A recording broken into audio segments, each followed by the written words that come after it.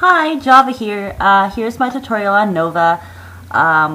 This costume was a cornucopia of different costuming and prop making techniques, so I'm just going to go through the tutorial, starting with the helmet, and then onto the bodysuit, the armor, and the sword. I'll just talk about all the different elements that went into it, and hopefully there's a lot of things you can learn. I'm mostly going to focus on the armor, but this was a big costume for me. It's something I did on a budget, but also I learned a lot.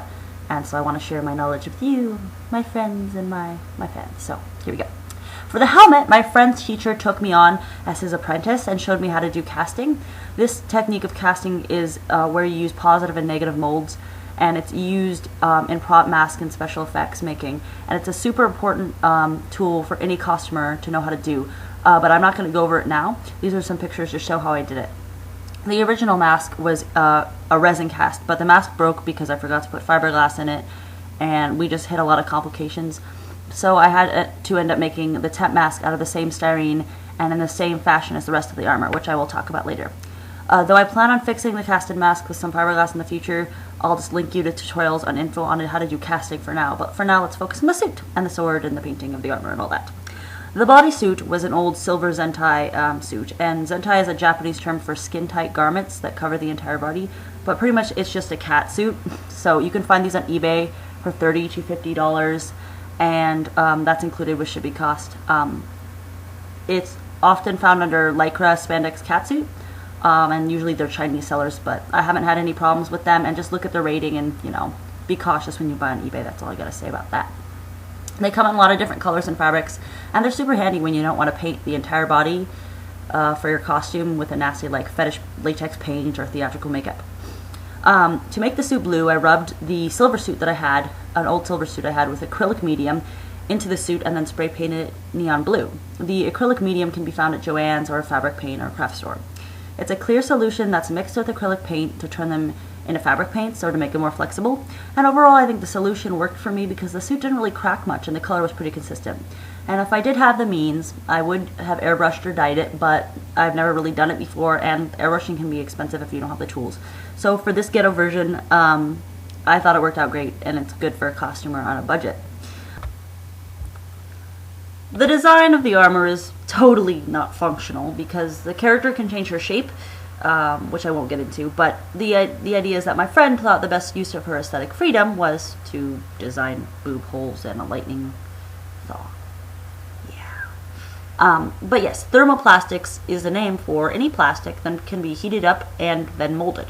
Professionals use a technique called vacuum forming, especially in the use of styrene, but I just used my stovetop because I'm all ghetto and indie like that. All you gotta do is, practice with it until you're comfortable. For this armor, I bought a huge sheet of 1/16 of an inch thickness styrene plastic foam from Tap Plastics, and Tap Plastics is located in the Seattle area, and then I believe Linwood as well, but, you can get it online or multiple places, so whatever's in your area or available online. I use this in combination with foam sheets and hot glue, and then multiple paints. I collaborated with the designer to see what direction she wanted me to go in with the armor, and then I started drafting the patterns for the design.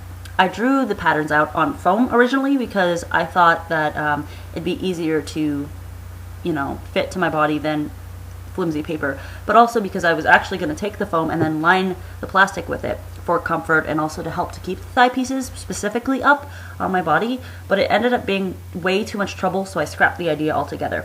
I foolishly used hot glue to adhere the foam to the styrene, which caused some warping in the armor, and also the foam made the armor just a tad too small to fit around my legs, but I used the foam patterns as a stencil to cut out the plastic, and then use the extra foam that I had for detailing. Now, normal scissors aren't strong enough to cut out the plastic, so I used hedge clippers. So if you don't have hedge clippers, just use whatever you can find that's strong enough to cut this plastic. Be positive that you're completely happy with your design because you can't reshape the styrene once you've started painting it. I gave the armor a base coat of blue spray paint. I do recommend that you use a primer coat that's specifically meant for plastic so that your paint won't scratch off and it will actually maintain that base coat. I made sure to give it a nice base coat of blue, and then I coated all the armor pieces with a dark blue iridescent paint. I used a lighter blue on the foam details and then covered the whole thing with a translucent blue paint. Now these paints that I was talking about are stained glass window paints, and they're paints that are used on windows to create a fake stained glass effect, and they're super flexible when they're dry, and they can be used on a lot of surfaces, and I'm just in love with them. So I use them on the sword as well. They can be found at Joann's, Michael's, or any other fabric or craft store in your area. I used some hot glue on the armor, and I regret how much I relied on it, so I feel like I should have just been more patient and done it with foam for a lot of the detailing. But nonetheless, I actually learned a really handy trick, which is to use an X-Acto knife or a box cutter to shave and carve the hot glue. Now this is extremely dangerous, so use work gloves so you don't cut yourself multiple times like I did. Once I had the armor cut out, I heated it up on the stovetop and then molded it to my body. Now, obviously this plastic gets pretty hot, so don't just put it on your bare skin, use your common sense. I wore a few layers of clothing to make sure I didn't get burned. Now, to attach the armor to the suit, I used elastic and Velcro. Both were white, which I colored with fabric markers and Sharpies to match the blue color of the armor. And most of these armor pieces had some sort of slit down the side, and at that slit, I hot glued elastic so that the armor could fit snugly, but then also stretch if I flexed my non-existent muscles. I sewed several pieces of Velcro onto the suit, and then glued the matching side of the Velcro onto the armor, so that the thigh pieces and the crotch armor would stay in place. The sword was pretty much an experiment. I was testing my ability to be creative and just working with things I had around the house so that I wouldn't have to spend more money on materials, because I originally wanted to make the sword out of acrylic and then shape the acrylic in the same way I did the styrene, but acrylic, while able to be heated up and molded, is much more difficult to work with, and I've never done it before, and I was a little intimidated.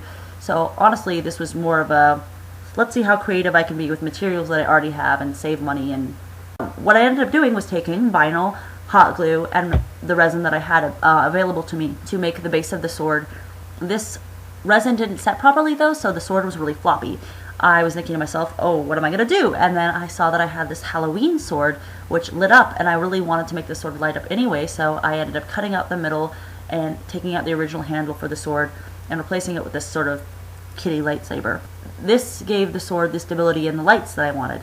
I then also added some Christmas lights to the end, and that same stained glass paint to the entirety of the sword to give it really cool detailing and effect. I used a lot of lights in this costume, not just in the sword. I used lights in the helmet, the shoulder piece, and I used a glow-in-the-dark stitching in the bodysuit, and then a lot of glitter and metallic effects. So pretty much I just made this whole suit and this whole costume very razzle-dazzle.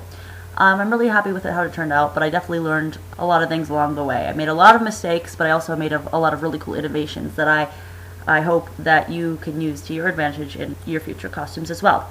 Thanks for watching, and I'll see you guys in the future.